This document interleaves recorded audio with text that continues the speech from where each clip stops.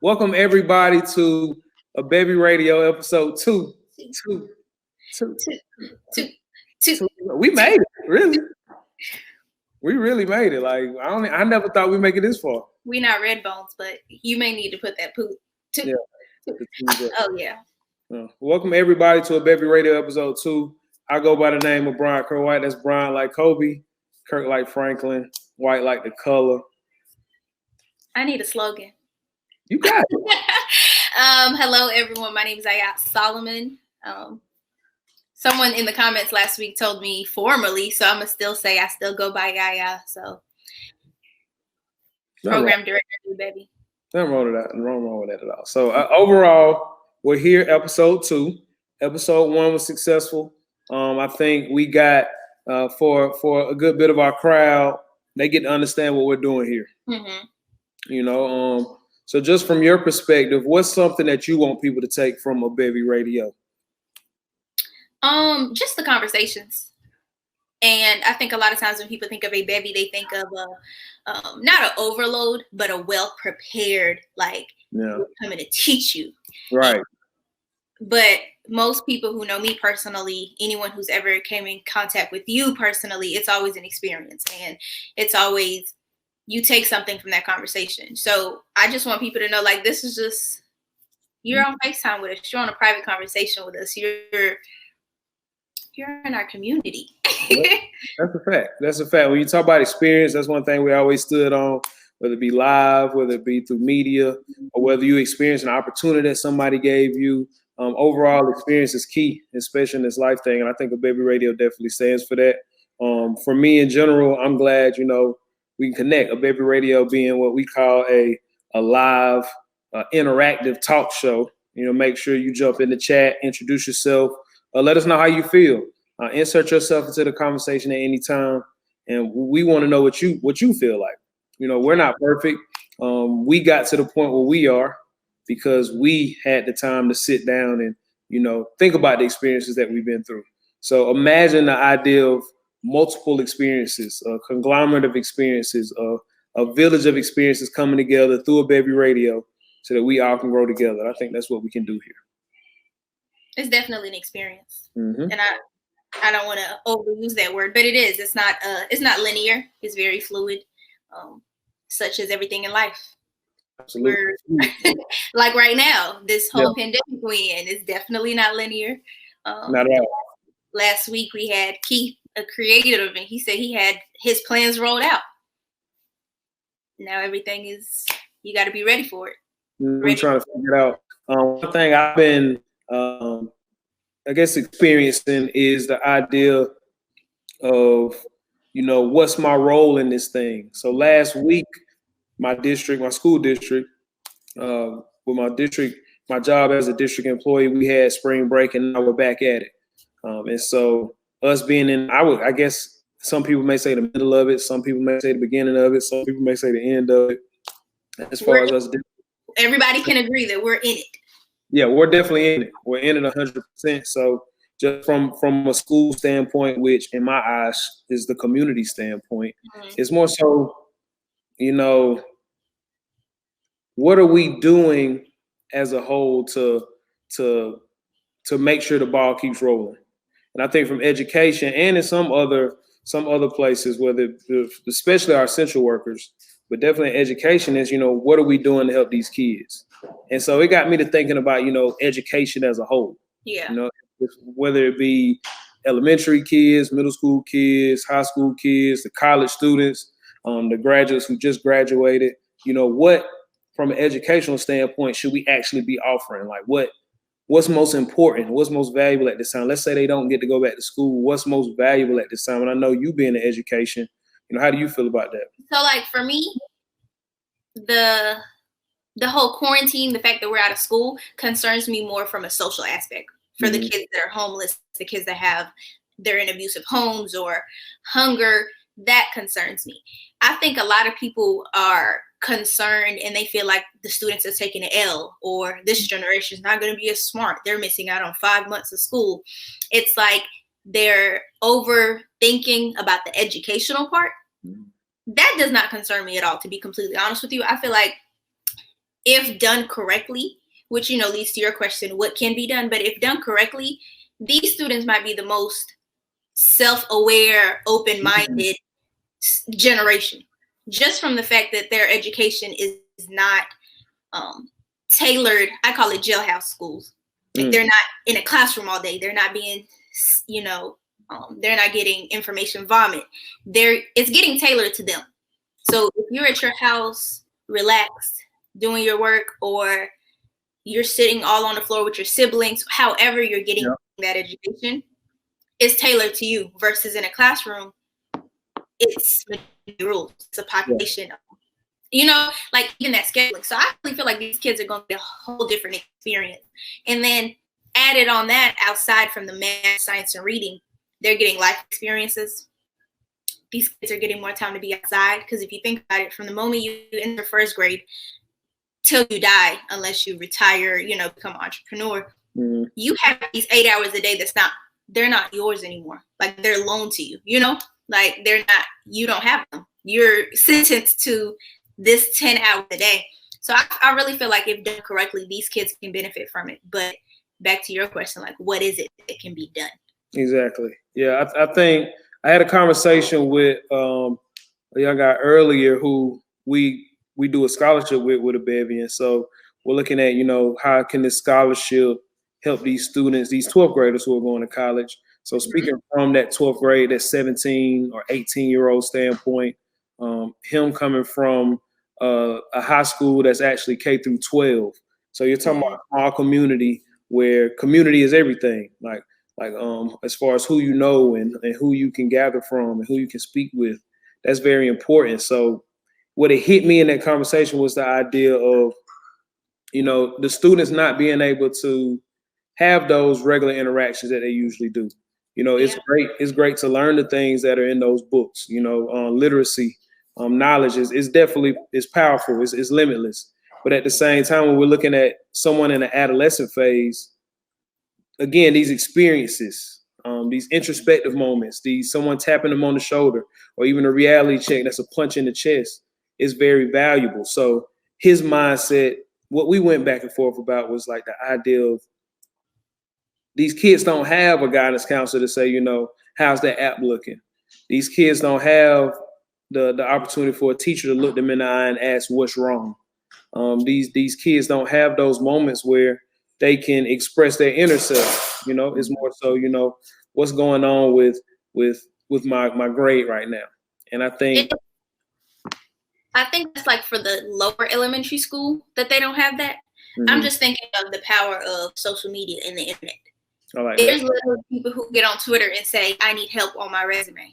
I'm a graduating senior. I'm first generation. And random people come to the rescue. That's more than my guidance counselor ever did for me in high school. So on that aspect, it's a tug of war. It's really just about taking the opportunity. It's about maximizing it. But even those students, I told you, it's just the social emotional part for me that I'm still back and forth with. But those kids that are creatives, they get limitless time to draw now. The kids, in my personal class, that's something I have a tug of war with. I have a lot of students that I'm like, okay, once you finish this, you can draw. But even then, it's limited. It's not allowing you. So now that they're in this virtual classrooms, I feel like it's allowing them to tap into themselves more. Instead of the person on the right is doing, the person on the left is doing. Am I doing this right? Am I fast enough? Am I smart enough? It's really a lot of introspection, which can be negative for those people dealing with bad feelings, but it can also be flourish. I got you. I definitely like all those aspects. Not trying to play devil's advocate, but every time I get hype about that, I still think about the children who are, below the poverty line. Or sitting on the poverty line, and it's not even that, just even including that, the kids who are, dealing with at-home issues and having to go back and forth with their parents or their siblings or whoever their guardian is, and how that's affecting them. Because for a lot of students, school is a safe haven from the world. So we definitely keep that in mind too, and we pray for those students. But I feel like as far as education, it can alter the way education looks in the future. Because what we're talking about is community, like a community center.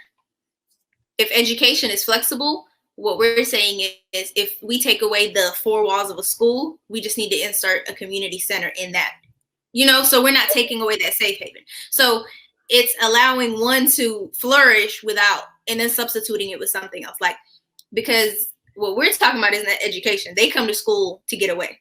So if there was something else in that community for them to get away, education part, it'll be completely different. I like that. So overall, what we're talking about is like the value of education when it comes to self. Yeah. When it comes to experiences, and something we talk about a lot via A.Bevy is like how do you teach that to somebody, who is elementary or middle school age or even high school age. And I think again, definitely they're getting these lessons without asking for it right now. And I feel like that it's really exposure. You don't know what you're missing out on until you see it. You don't know that someone out there is happy in their career. Like, I remember growing up thinking you're not supposed to be happy at your job. Like, you're supposed to find something else to make you happy on the side. Until you meet someone who is thoroughly like happy with what they do for a living. Then you start thinking like, maybe that, that's possible. So like even for children, college kids, like I really think exposure, like just having that transparency in transitions. Like when something happens, don't hide it. I remember me and you had this conversation probably like a year ago. People show you that they struggled at the end. Now your struggle is also not that encouraging to me because like you can't tell me how bad you struggled at the end. Sometimes you got to see it through the process to know, like, and not even idolize it, but like, okay, I could do that too. That's a very important thing. And I just keep going back to A.Bevy because as far as what we're looking at, whether you look at the stage association where we can have young adults our age or even younger than us come in and exclaim and be proud of not just the ups that they've achieved, but especially the downs that they went through, and talking about those things and saying, this is what happened. And sure it has happened to someone, if not yourself. And this is how you can come out of it. And it's possible. Again, us growing up, you didn't really have that. You didn't see somebody, breaking down the downs. All they did was, celebrate the ups, especially on the TV. Like with pandemic, it's not great. But the United States hasn't had a war here since the Civil War. So suffering and like the economy, I really think this is a learning point for a lot of people. And like once we come out of this, especially younger people, they're gonna know how I guess I don't even know the word for it, but like how resilient they can be. Like you literally overcame this. Like we learn about all this stuff in the history books that was terrible and traumatic. I really think for the past, I've been in the United States 20 years, tragedy has occurred, but the only thing that has influenced or like changed our day to day is gas prices. Literally. Yeah. When we think of any war that happened, anything that happened, all we reflect back on, gas so high, I can't leave my house, or, but for something to come and literally shake up our entire existence. I don't know how we're going to get through it, but once we get through this, it's going to be one of those things like, okay, we can do this. Like, we got this, But it's America's not used to it. The way I say it a lot, I don't really have like any fact based off it, but America in my head isn't used to the idea of, okay, there isn't something greater for me. There isn't something mapped out for me. There isn't a time where okay, I'm supposed to stop. I'm supposed to just give myself. I'm supposed to just be open. And I think this moment for a lot of people is right there for them to connect with it. But watching TV, talking to associates, a lot of them they just want to keep moving. They just want to, it's kind of like you're avoiding the ideals that are given to you from what's happening right now. Like it's almost like denial. Yeah. Yeah. Like soon as things slowed down, I was like, okay, this is a moment to connect or reconnect or find what really matters in your life. And I'm definitely noticing a lot of people that I know personally, people exactly I don't know, but I'm noticing a lot of people that I know personally that are taking some time for that to hit. Maybe I'm wrong. Maybe at the end of this, it's just gonna be like a little bump. But I personally believe that this moment is very crucial, especially in the introspective journey of not just us, not just South Carolina, not just Georgia, but not just the US, the whole world. I'm really interested to see once we're over this hump, once we're through with the virus, whether it's in a year, 3, whatever it is, we know it's going to end eventually. How impactful is it? Like, what kind of impact is it going to leave? Mm-hmm. Because although Americans are in denial right now, we are very short. Our attention span is very short. Like, deaths happen and we say, you know, how much better we're going to do. And then that phases, you know, like all this, we overpromise. So this has been huge and it's happened to every single person worldwide. So I'm really interested to see how we utilize that in that, you know, you see people on Twitter joking, like, ask your, you know, in interviews, how did you treat your employees during COVID-19? But it's like, it's serious. It's not one of those things that we can forget. So I'm really interested to see how we transition to that next phase. Would you feel like, not just in the transition, but saying like, I want to see what is happening. Do you think there's any malice in that, or any, for you, like if somebody was like, oh man, that's mean. Like that sounds evil for you to say, look, you're supposed to learn something from this. Like if someone comes to you or for the people who feel that way, how do you go about that? How do we go about continuing to relay the message of there is something positive in this? It's part of your life. Life did not pause. You know, your social life might have paused, your employee life. Like, it's still a part of life. You're still aging. So I believe we're here for a reason, you know, whether it's you believe in God or not, but it's like you're here for a reason. Any place you are serves a reason and you need to learn from it. And like any other experience, yes, it's tragic, but you learn from it. And I think, like, going back to that, it's the first thing that's ever happened to America, like, in a long time. We forget that when we turn on the TV and there's bombing across the world, that it changed their life and they learned something from it. Mm-hmm. To us, it's just, oh, wow, that's crazy, you know? But now that it's something that we're living through, you have to learn something from it. Like, there's no debate, whether it's intentional, like those people that are sitting at home and they're like, I'm journaling. This is what I learned from it. Or it's unintentional. When you go down a few years from now, you realize how resilient you became. So you're going to learn from it regardless, directly or indirectly. You're alive. Learn from it regardless, which brings us full circle, because it's all about education, man. It's all about education itself and us tapping in and figuring out who we are from an educational standpoint. Shout out to all our teachers, shout out to all our educators. Continue doing your best. But definitely, you know, much prayer for the kids, for the people at home also.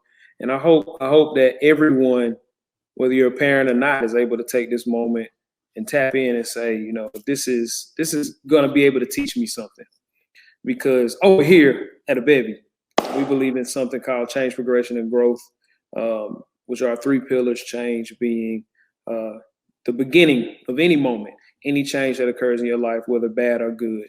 In this situation, we're talking about something that's very unstable, something that we don't have control of, something that the majority would definitely say is bad, because it's putting us in positions where we have to work harder, where we have to figure things out, where we have to step in a hole that we didn't want to be in so that we can then climb out later.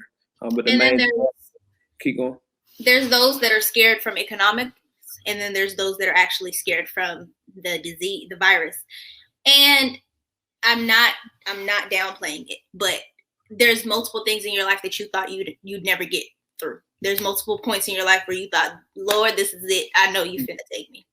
So now when you look back at it, it's like a glimpse. So yeah. I just know, like, once we get through this, it's life altering already. It's going to be life altering. It's life altering already. But you learn how to roll with the transitions. Yep. We transition jobs, we transition cities, we transitions like our social circle, our life, everything can change. You just got to be able to roll with it and learn from it. The more you know, the more you know. Speaking of knowing, big shout out to Well Known Studios. Things may be a little blurry in your life right now, but just know, when you see that, you can look into it. So make sure you check out Well Known Studios. Whatever. What are you? I see. What does your shirt say? Oh, it says the Black woman is God. Okay. How you feel about that? The Black woman is God. She is. I think every time I wore this shirt, I've been stopped. Mm-hmm. And I mean, I believe the Black woman is God. I don't think that. I think it's different to say the woman is God versus God is a Black woman. Yeah, that's different. Those are two totally different statements. Mm-hmm. So I don't engage in conversations when you don't understand the sentence. But I do. The Black woman is the closest thing to God, from Mother Nature, from the resilience, from what we can do, versus I think when religious conversations is when we say God is a Black woman. It's like an identity thing, but that's something, we got plenty of episodes to dive into. We'll talk about identity another day. I know you know me. And when it comes to women, I was raised by all women, so I admire the plight of the woman, especially the Black woman, especially the minority woman in general. So I think just continue forward tonight's episode. I want to bring on somebody who represents a specific journey that we admire. I think we admire both individually as a group, and I'm speaking for me and Ayat. And I think her story or just her energy in general will be something that you all can also admire, cherish, and even more learn something from. So right now, I want to bring on Miss Deasia Rudder to the show. Y'all give her a round of applause. Hello. We're going to get a button. Right. Okay, I have a question. Uh-oh. Can I have this on camera or?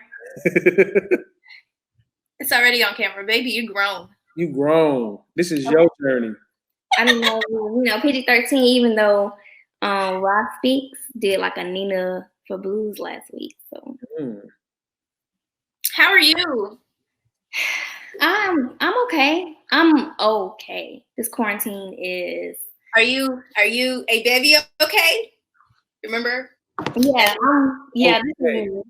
If y'all didn't see last week's episode, this is just like not great, but not like I'm not dying. You're not below average. It's okay to be okay. I'm just okay. Like that's someday. Mm-hmm. Well, long as you're here. Our goal is for you to be here, and if you're below there, then we're here to pick you up. I know. That's why I love y'all. I'm so glad you're on here.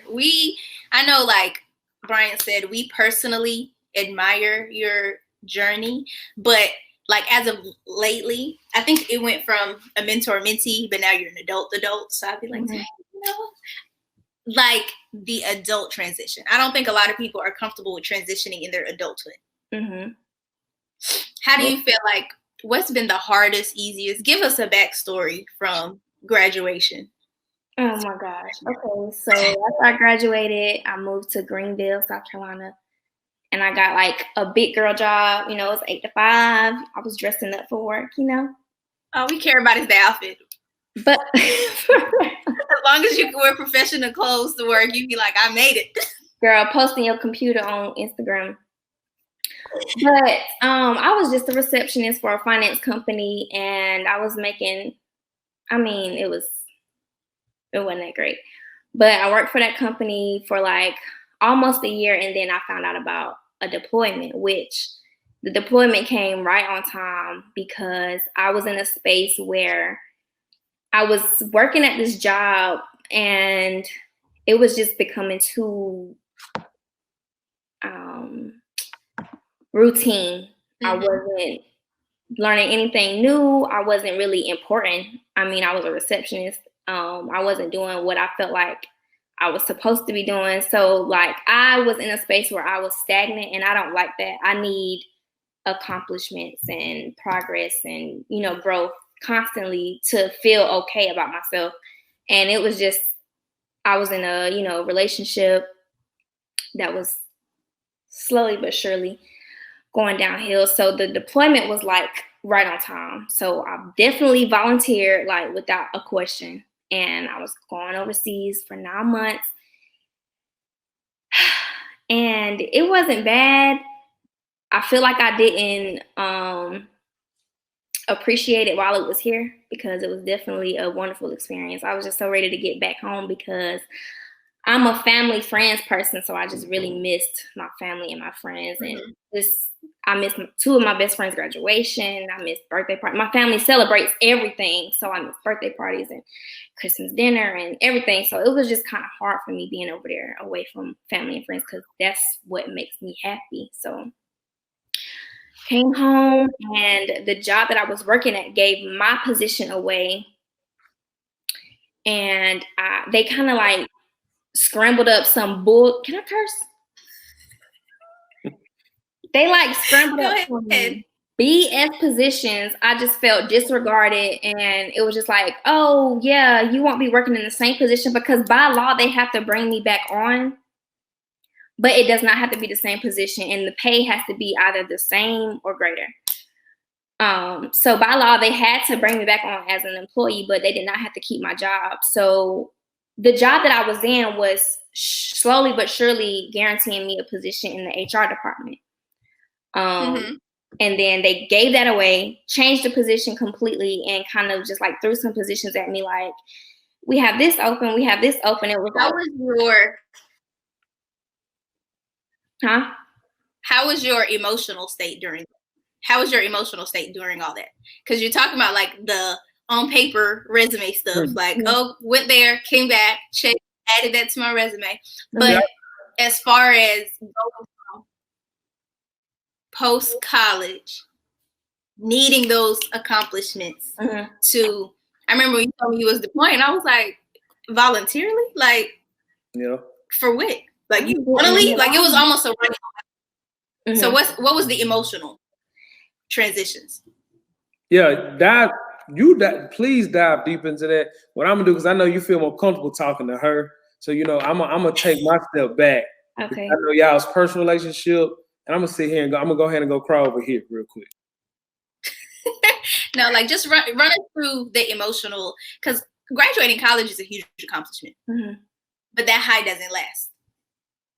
We know that high does not last. It'll literally last, if you graduate in May, it'll last that summer. And then when everybody go back to school, if you don't have a job, you're going to be like, do I need to re-enroll? Do I need to go to grad school? What do I need? So like just emotionally, how did you feel? Did you feel? Right after graduation, I felt accomplished, like you said, for like a couple weeks, because when I got my first job, it had nothing to do with what I had just studied for 4 years. So I just felt like I was rushing into something. But it worked out because now, you know, I want to further my career within that field. Feeling like I needed to volunteer for a deployment. At that point, I was like really in a dark space. Like I felt like I was just existing. So I needed something like a drastic change. So my first sergeant was like, we got a deployment to Germany. And I was like, sign me up. You're like, I'll go. Let's go. So I went, and when I got over there, I was like depressed because I wanted to come back home. When I got back home, I was happy to be home for like 2 or 3 weeks. That was a happy time in my life because my best friend was getting married. So I was kind of helping her with that. But like knowing you're in an amazing place now. You're in school, moved to a new city. Drake's lyrics are about you at this point. But how do you feel like you can cope with that emotional roller coaster without having to jump and move? Because I'm a runner. And I can't stay in mediocre situations. That's relationships, work, regardless of what it is. So to me, I've learned to cope, but not settle. Like coping Have you been learning coping mechanisms? Like, do you express yourself more? Because I feel like that phase between you knew shit wasn't going well to I'm gonna wait till be deployed. Do you feel like okay, so people look at my life and my family is just so proud of me for joining the military and graduating college and all this, but really, I'm not like a genius. Like, I'm not like really book smart, or I'm not like just this genius who got it all figured out, or, you know, that's not what it is at all. So I haven't decided if I'm really a driven person or if I need constant accomplishments for validation. So, first of all, don't downplay yourself. But if someone said, what makes you special? Like, why are you being blessed? I know 100% that my blessings come from my heart to other people, like who I am for other people. I recognize that I am a light in other people's life, strangers, friends, family. I care so much about other people. I think that's where my blessings come from. I know that's where my blessings come from. And honestly, I feel like a lot of people downplay that. They feel like it has to be something tangible, something measurable. Right. But what you put it out into the universe is what you get back. Mm-hmm. And like transitions during any life changes, like whatever you put out into the world is what you get back. Mm-hmm. And like in A.Bevy, we talk about passion and everything like that. And a lot of people in A.Bevy are artists, whether it's music or literally drawing or anything like that. And I can't say that I have a talent that I'm passionate about, but I am passionate about something, and that something is love and selflessness and people and well-being of other people. That's what I'm passionate about. Servicing others. Mm-hmm. I think, and that's something really important. I want people to like take in on. Your passion is not always a hobby. Mm-hmm. Your passion is not something that's always measurable. Your passion can be something that you enjoy doing. You figure out what your passion is, and then you go backward. I remember when we're gonna get Bryant back on the screen, but when I first met Bryant, I was like, I know I have something to offer, but I don't know what it is. Like, you know, I'm compassionate. How do you turn compassion into a career? How do you turn compassion into what I do is sentence? Mm-hmm. And like, it took A.Bevy for me to come to the realization that you have something to offer, point blank, period. So it doesn't have to be something you could put on your resume. It's like, I know I'm passionate about people, and a lot of my friends and family know that I'm passionate about special needs children and things like that. And so sometimes I feel like, am I really that passionate about it? Because that's not what I'm doing full time. But I do realize I still have to pay bills, you know. But some people don't care about money when it comes to following their passion and going, you know, head first for what they love and what they believe in. So sometimes I'm hard on myself for not really pursuing behavioral therapy for special needs children, or something like I really want to open a girls' home. So sometimes I really think like, I know I can have a corporate job and make good money doing that, but am I selling myself short for not doing what I really love? Like, I don't love. How do you feel about how the universe, the population, society views passion?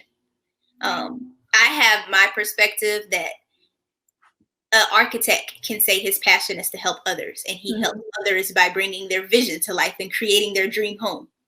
That's still his passion, is to help others, you know? Right. Bryant, how do you feel like passion is limited in society, or how can we get it out that box of what you're passionate about is you can monetize, or what you're passionate about is a gift? Like, I really think passion's in a box. So yeah, I think that's definitely an age-old question, and I think at times we tend to limit ourselves because of how, you know, what's outside of, you know, ourselves, outside of this box. I don't want to name drop, but I met a guy named Pharrell Williams once, and I asked him, I said, you know, how did you get outside of the box? And his response was, He said it real cool now. Like, imagine how you see Pharrell. Like, I said, how do you get outside of the box? He said, there is no box. And so in that moment, it was like, okay, we'll go backwards and look at the clouds that we've created within our lives, which would be the structures, which would be the things that we have created around us to limit ourselves and say, okay, this is what I have to do, or this is what I should be. So at that point, when you're able to tap into a passion, you can then go about it a different way. One thing you guys have been talking about is Asia, you finding something that you can continue doing. You can find love in. You can find, continuous energy in. When I think about passion, I think the question you asked, like, how are we transitioning that into like something we can utilize in this world? No, I think that's the problem. I think we constantly, before someone is loud with what their passion is, before they say it out loud to themselves or others, they're trying to figure out how they can give it to the world, how they can make money off of it, how can it benefit immediately, And I think that's the box. When someone says, what are you passionate about? You're like, oh, I'm passionate about music. So so it's like for those that struggle with the intangible passion. Yeah. It's a hard box. That's a word. That is a word. Yeah, it's a hard box to sit in because the fruit is guaranteed, but the fruit isn't going to come at your command. All right. So when it comes to faith in general, whoever's watching this, when you look in the mirror and say you have faith, you have to believe that. I started A.Bevy 10 plus years ago. As we celebrate these 10 years, looking at it 10 years, I haven't gotten a paycheck from A.Bevy. However, A.Bevy has led me into places, people, things to where I was able to sustain a lifestyle, and not just a regular lifestyle. I've been blessed, 10 times over, from the most humble standpoint to even bragging sometimes. Like, I never even saw myself where I am right now, and A.Bevy is the most common factor in how I got here. So me being true to that passion, me being true to creating an avenue that had nothing to do with making money, had nothing to do with tangibles. It was a lot of intangibles, as y'all know, as our members know. A lot of A.Bevy is intangible. It's connecting with things that you can't touch, and those are the most valuable things that we can have. When we mention, what can you leave? What do you have other than what you leave? Yes. When we mention that, like, that's what life is about. And so us connecting to a passion, that's where the connection goes. I think what you just said is exactly what the tug of war in society is. What do you have to leave? There's 75% are talking about the wealth that you're leaving the next generation. Yeah. They're also talking about the tangible legacy, which obviously we have to catch up eventually. But there's also the impact legacy that that I don't think is discussed in isolation from the financial. At all. That's honestly, I feel like, is the big part that people need to realize. You can work on both at the same time, and you can also leave a intangible or impact legacy without it being you funded a school, you opened a church, you opened a shelter. So like just honing in on what that is, that's probably the biggest A.Bevy lesson. Like that might be the biggest A.Bevy lesson. Yeah, I think we take it as our job to just have representations of the hope for that. Again, a word that Ayat goes back to is exposure, letting you know that it is possible. The job I have it because of A.Bevy. While at the same time, I have a job in A.Bevy that, it all aligns the same way. So in that, I have a lane where, I don't know, I feel like I'm a representation of that. While at the same time, you still have those ups and downs. It's always a continuous journey. So don't ever think it's going to get to a point where it's, it's beauty and comfort and a oasis of happiness. But what the goal is to go up. It's to be better. It's to feel better. And while at the same time, make the people around you, the things around you in this world, be a better place than when it once was. And so to be in a position where you aren't doing that, that's what we stand against. And I think to be in a position where you're thinking about outside factors. I remember when I was president of A.Bevy at USC, I think our very first forum, first of all, Bryant was on us, okay? But we didn't have that many attendees.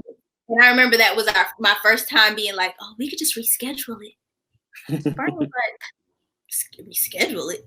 I don't care if it's one person in that room or 300. The energy, the enthusiasm, the message, it still needs to be said, like point blank, period. So I feel like when it comes to your passion, if it's something that you feel like, well, a lot of people are not going to do this with me, or a lot of people are not going to feed into it, then it's not really something that you may want to do. It has to be something, whether you do it in private, whether you scream loudly. Like Bryant's passion in A.Bevy is 10 years old. Other people have passions they're not secrets, but they're things that they do that make them happy. Mm-hmm. But it's not always a monetized hobby. It's not always going to turn into a job. It may turn into an opportunity for somebody else, but it may not be your job. But yeah, definitely. DH, don't downplay the intangible passions, okay? That's definitely a problem. Or not a problem, but that was definitely a challenge for me, because my passion is intangible. I can't measure it. I can't tell you how good I am at it. You know what I'm saying? So, but you got to own it. I'm growing into that right now. You just got to own it. Continue to own it. We're definitely going to continue to keep track with you. The first thing that we try to push, again, going back to change, progression, and growth, as you continue to go through these changes of life, continue to go, progress forward and grow from it. And I think that's something that's definitely instilled in you. So we have no doubt that you're going to continue to be a shining beacon, a shining light of hope, exposure, and definitely passion for everyone. And that's going to be the biggest impact, a bigger impact than you can even imagine. So never doubt that you can stress, you can whatever you feel, that's your emotions. But just know, have faith. When you go to the back of that room, to the base of your tears, know that your impact is going to be felt. And we appreciate you. We feel it. I already feel it, like from first encounter. So that's what I'm most appreciative about A.Bevy is some of the connections I have made after joining this organization have been kind of surreal for me, because there have been times where I would be like really, really down about something. And after not talking to Bryant for months, me, Ayat, we have like a regular relationship, but after not talking to Bryant for months, I would literally be at a very low space, literally in that moment. And I would get a random text from Bryant like, how are you? And it's just, for me, it's just like constant reminders that I'm in A.Bevy for a reason. A.Bevy is huge. The bonds and the connections that I have made are real. And when people can feel you, and when you have that type of connection with somebody, like, it's worth it. Definitely. We love you. Yeah, trying to make me cry for get out of here. You're right. We love you, Deasia. We're definitely gonna have you back. My phone is on. Ayat's phone is on. You already know that. The future is ours. Shout out to A.Bevy Stage Association in the city that you're in. We're gonna put you in North Carolina, A.Bevy Stage. There you go. Put it. There you go. We are coming. Okay. And again, for A.Bevy Stage Association Charlotte, we'll be able to continue to expose the world, our youth, and people who doubt in general, that all of us have not just a passion, but a path to live that and a purpose to make an impact in this world. So, love you, Deasia. I love y'all. Thanks for having me. See you next time. Absolutely. Ooh, that was good. Yeah, Deasia lit, man. I love her transparency and it's just energy. And like she said, that's something I struggled with. Like, you can't bottle it up. I can't tell you I'm a good vibe. Like, I can't tell you that. You got to feel it. Yeah, the main thing is like, I don't know, because when you have the energy, those type of people tend to doubt it. And for some reason, I ain't never been around Deasia and left the conversation feeling less than. I always feel better. So I'm glad she was able to make it tonight. Yes, and own it. I love that. I hope the people listening knew, like, Good vibe is rare. Yep. And you can own that. Mm-hmm.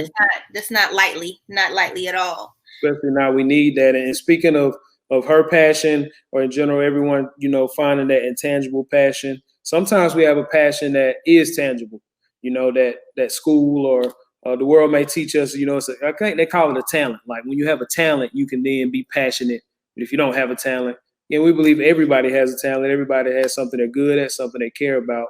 But I want to bring somebody on who I definitely know has a tangible talent that you can feel, that I like that you can really feel, This person has an intangible talent that you can feel. Y'all ain't catching me. This person has an intangible talent that you can PHIL. I don't know if I'm spelling that right. How you spell feel? That was right? Yeah. PHIL, an intangible talent that you can feel, both with his name and the actual things that you can, touch into. So right now we want to bring on to the stage Mr. Phillip Isaiah himself. How you doing, Phil? What's going on? Woo! What's up, y'all? My man. I like where you at, man. It looks great. It looks like my type of vibe. It's fire, right? That's the best way to quarantine with some good people. Who are you with right now? With my boy Dimitri, with my boy Mo. Y'all can talk to him. Hello. Y'all vibing. How you doing, Dimitri? We definitely gonna get into y'all because I know the power that y'all got too when we talking about passion. So we definitely got a question or two for you. Phil, right now, we're glad to have you here. I've been knowing you for a good minute. Ayat has been knowing you for longer. We have an end point that we want to tap into with this song. Okay. It's a song called "Tell Me." What's up? That for all our viewers, we want you to go listen to. Currently, you can follow Phillip Isaiah on the Instagram. You can click his on the Instagram, IG. On the internet. The Instagram. Y'all be on that gram. Click the link in the bio and check out his new single "Tell Me," because that's where we are right now. We found an avenue, we found a lane, we found. I want to go deeper than that because you found a way to go so deep that you're now pushing it out. Tap into that. But before we talk about the fact that you're pushing it out now, let's talk a little bit about you. Tell us who you are, where you from. Like, let's go back to Lil Phil. Lil Phil. My name is Phillip Isaiah. I am from Columbia, South Carolina, 803, born and raised. Yes, sir. I was gonna, I remember the transition into owning your name. I get into Bryant a lot because, I'm not a name person, but like, I remember the transition when he started going by Phillip Isaiah. I was like, okay. Who you are, I'm not Phillip Banks anymore. No. Y'all remember that, man? It's like ownership. And, you was like, I know I got something special. I'm going to do something with it. And what's wild about that is that was actually going to be the name I used as what I performed under. But I guess it just came to me as like, this is the name that, my mother gave to me. And my name was actually supposed to be Isaiah Phillip. I mean, how weird does that sound? So Phillip Isaiah just worked, man. It just sounds like it's supposed to be a singer's name. And that's what I am. So it works. So, yeah, it's like the day you decided. That was it. You are a singer. So I guess a question I have is, at what point in your life, in the life, the long, short life you lived, at what point did you feel like a singer? Like when did that become a thing for you? When did I become a singer? Man, I've been singing all my life, man. Like really, like my dad's a pastor, so like I've grown up in the church and like singing on the choir. I've always been singing on somebody's choir throughout like high school, whether it be at church or whether high school I went to college and I did the gospel choir there as well. So that's always been a part of me. I would say the part where I really feel like, I could label myself as a singer or somebody that could sing, that knew I could sing, was probably in high school. I did one of my first performances in front of the whole class, and like I guess nobody knew I could sing. And I came out there and everybody was like, yo, what? And I was like, oh, I guess I do have a gift. I guess I do have a talent. Okay. What high school did you go to? I went to the Irmo High School, man. Yellow Jackets, man, all day, every day. The Yellow Jackets. The other Yellow Jackets. These the other Yellow Jackets back here, man. That's North I was Dakota. gonna say you barely Columbia, but I didn't want to make it that type of show. Made it hot. You can check the address though. You're barely Columbia, but I don't want to make it that type of show. We claim you. It's cool. It's cool. I'm from Columbia, South Carolina. I'm gonna be the main one on Twitter. Phillip Isaiah went to school here. He repping Columbia. From the same city. Big shout out to Phil. Yeah, you got any questions for Phil? No, I really just wanted to dive into that name thing. I really was a big fan. I remember sitting down and talking about your brother buying you, like investing into your music. You thought I forgot.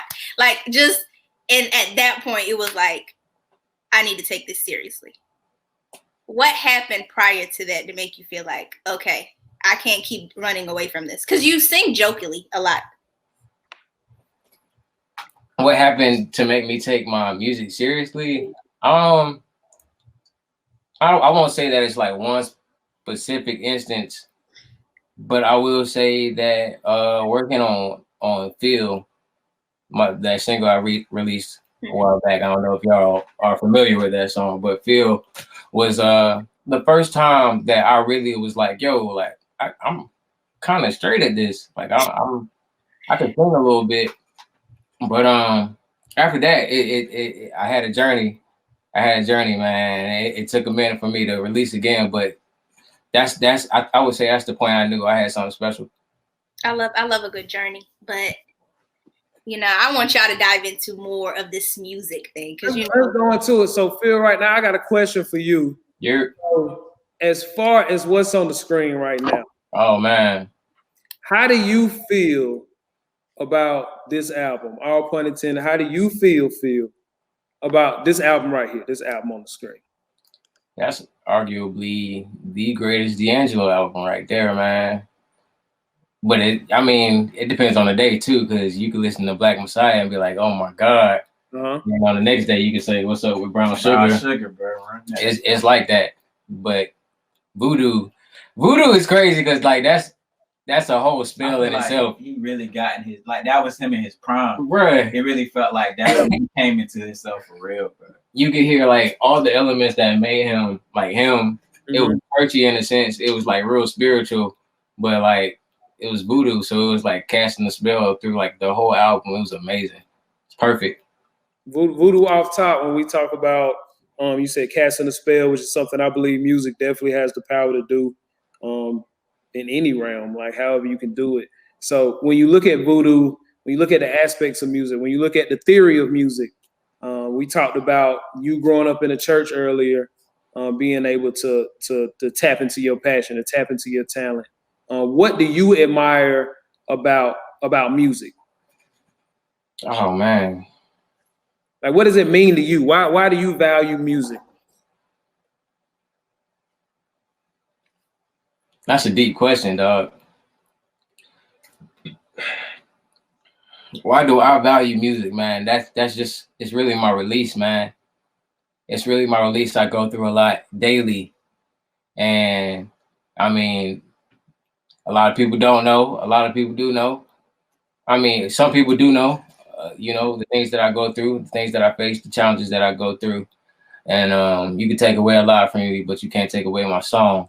So I think music is the thing for me. It's my everything. Like you can take whatever from me, and you ain't gonna take my voice. I'm always have that. Amen. So that's my thing. That's my key. It is the voice. It is what I call the universal language. That is what music is, and we'll continue to be able to speak and tap into each other from that. But speaking of your voice, right now I would say a snippet, but I want to get into something, let the world, let our listeners hear something that we hope is being played through all type of airwaves, this week, next month, throughout the year and throughout the future. So right now, you'd like to introduce the single that you released this week alongside the producer and the engineer who put this masterpiece together, let us know what we about to listen to. About to play a song. Run through Tell Me. Y'all good with that? Yeah. We really just put this together, like, you know. So it's we're gonna see how it goes. Oh yeah, you gotta turn that. Those speakers up. Just a little bit. How it sound? We good. We good? We're good. All right, turn my guitar down a tad bit on that side. Where am I With the looking? mouse. I got a mouse on the side too, but yeah, that's true. You know what? It's all good. I'll turn. I got. Keep right there. It's all good. Run it.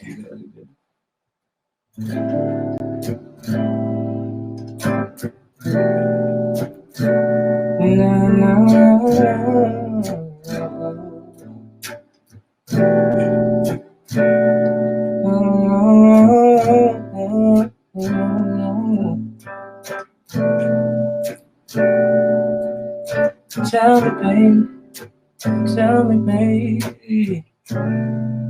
Hey, yo, there's something on your mind. I know it.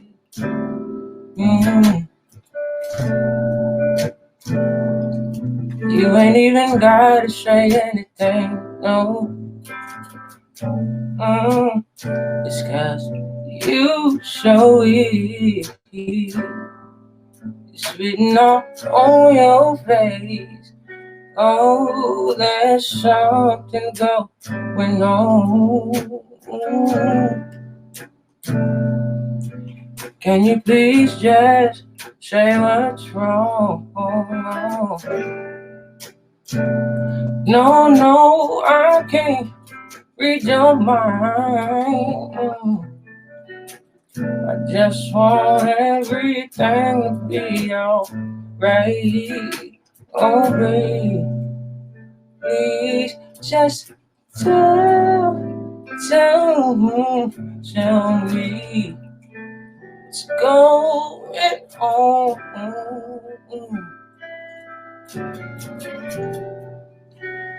Don't you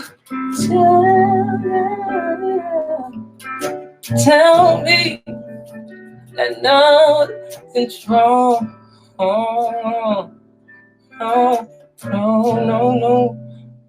No. 'Cause I know it's something, and you know it's something, and you know I'm not budging till we have a discussion. Let's work this thing out. We'll find out what it's about. I can't stand seeing you hurt, 'cause I know what you deserve. You can tell me anything. I'll be your diary, baby. Oh, yeah. Oh, shit.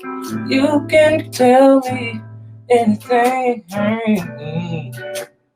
I'll be your diary.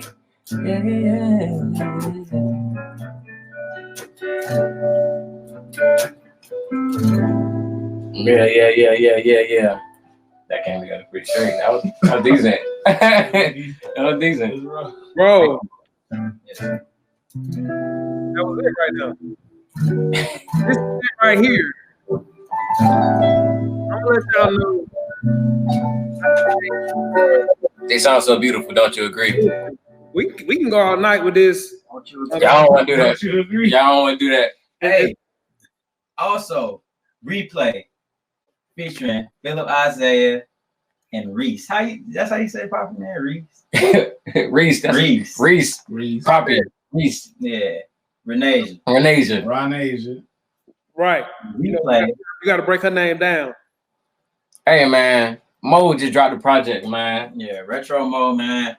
Featuring the one and only Phillip Isaiah. Executively produced by me and Vonnie right there. Engineered by Vonnie right there. Hey, tell him, bro. Talk to him, Vonnie. What you got going on, man? It's the big V, Vonnie. Already coming to you live from the room, from the big room, purple room. It's usually purple up in here, but it's all good today, though. We good. This really the dungeon. This really the dungeon, though, for This real. where it all go down, man. No, man, we cook up in here. I got so many artists that come through here, bro. Like from South Carolina and North Carolina specifically, and I'll be in Atlanta, and I just got back from LA last week.